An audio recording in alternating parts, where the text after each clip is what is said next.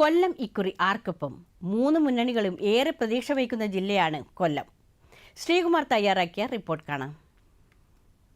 ജില്ലയിലെ 11 നിയമസഭാ മണ്ഡലങ്ങളിൽ മിക്കയിടത്തും വാശിയേറിയ ത്രികോണ പോരാട്ടമാണ്. കൊല്ലം ജില്ലയിൽ ഇത്തവണ 76.29% പോളിംഗ്.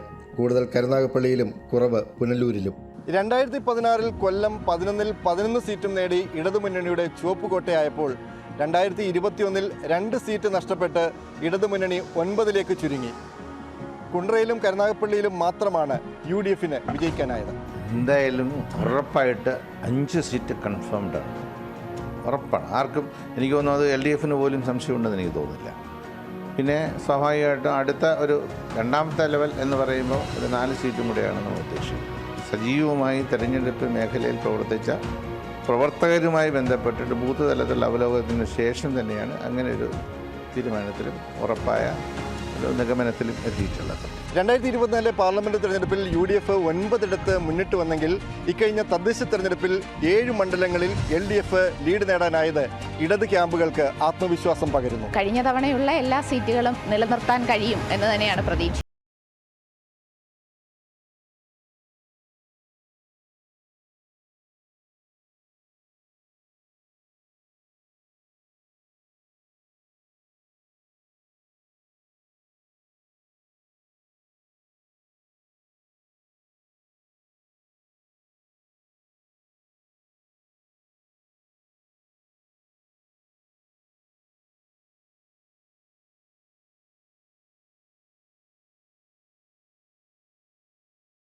പള്ളിയിലും കൊട്ടാരക്കരയിലും വാശിയേറിയ പോരാട്ടം കാഴ്ചവെക്കാൻ